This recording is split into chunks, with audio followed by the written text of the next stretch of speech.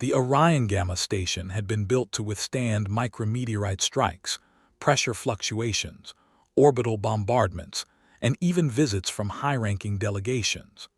But it was utterly unprepared for the arrival of three small creatures capable of destroying a squad of soldiers without breaking a sweat. Their names were Arararkesh, Varso, and Nerdai, three predatory cubes of the ancient Varash war species. Children by biological standards. A catastrophe by every other measure. They were now confined in a specially reinforced module, walls scratched, sensors dented. The cubes snarled at one another, arching their bony crests and slapping their tails against the floor, sending vibrations throughout the entire module. No one knew what had sparked the fight. Some said Arararkesh had taken a spot that belonged to Varso. Others claimed Nerdai had stolen a toy he didn't even use, but the fact remained. If these three started a real fight, the station would lose several modules.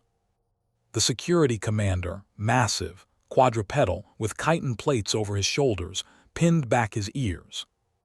"Do not enter," he bellowed. "They will tear anyone apart." Alien medics, xenopsychologists, and military personnel all stood frozen, trembling with fear. The cameras showed the three tiny predators roaring at each other like miniature volcanoes. Their claws were longer than a human finger, their jaws capable of slicing through armored cabling. And no sedative could affect them.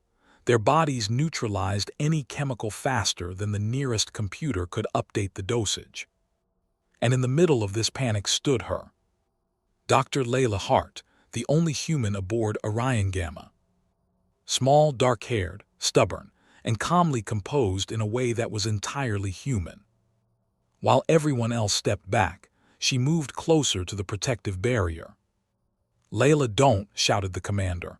"They're enraged, they'll eat you alive." "They're children," she said calmly. "They're predatory children, children who could tear us to atoms." Layla stared at the screen thoughtfully. The cubes leaped at each other, but it seemed more about yelling than striking. Their bodies were tense, tails flicking, ears pinned back, all signs they were on the verge of real combat. A little longer, and it would be too late. Layla sighed and lifted a keyring from her belt, on which hung a small metallic fob. At the end of it was a tiny cylinder, a laser pointer souvenir, red. She rolled it in her fingers. "What are you doing?" asked one of the tentacled medics nervously. "Going to solve the problem," she replied. "Don't go in," yelled the commander. "I forbid it." "I'm a civilian scientist," Layla reminded him. "You have no authority over me." Before anyone could stop her, she pressed the access panel. The camera shutter opened. Instantly, all the alarms blared red. "Close IT, close THE door. The human has lost IT. Back." But Layla stepped inside. The Varash were lightning fast. They snapped their heads toward her. Three pairs of predatory eyes fixed on the fragile single human who had dared enter their territory. The silence became almost physical. The cubes spread their claws. The monitoring staff were already mentally writing the reports of her demise. But Layla simply raised her hand and clicked the button. A red dot appeared on the floor. One cube, Arararkesh, immediately noticed it. He froze, his eyes widened, his tail stopped twitching. Layla slowly moved the dot to the right. Arararkesh lunged after it. The other two saw it and forgot everything else.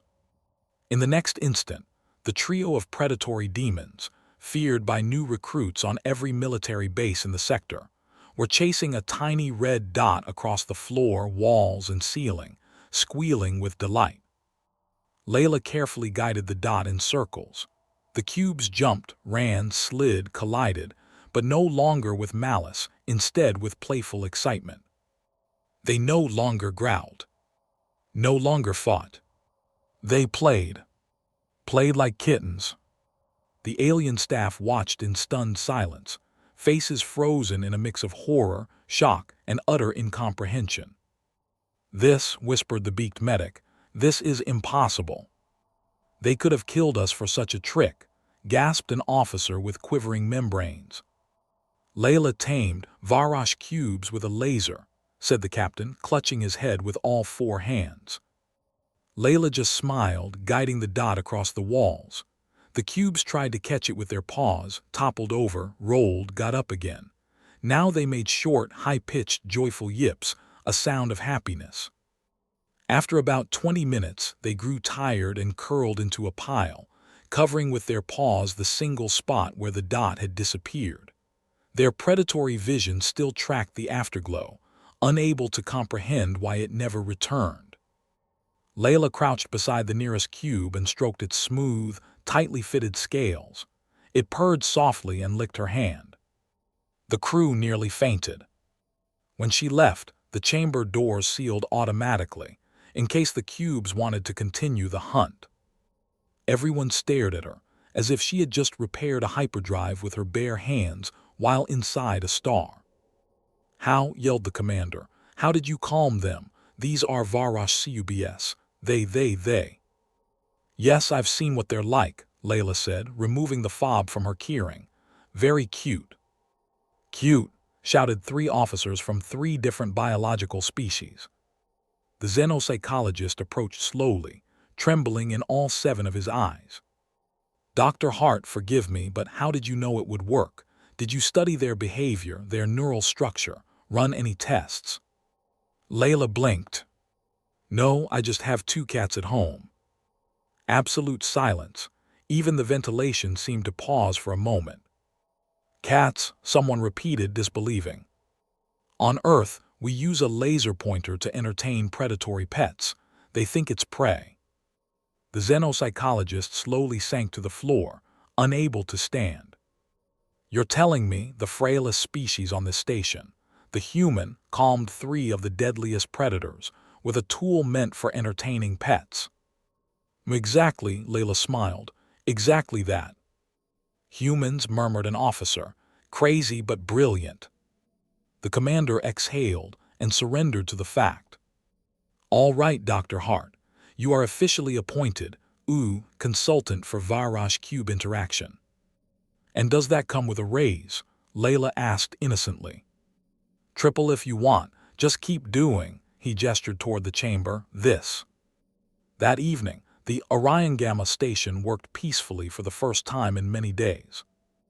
And it was hard to tell who was more shocked: the multi-species military who had seen tiny monsters turn into playful kittens, or the Varash trainers, when they discovered exactly how their ancient predators had been pacified.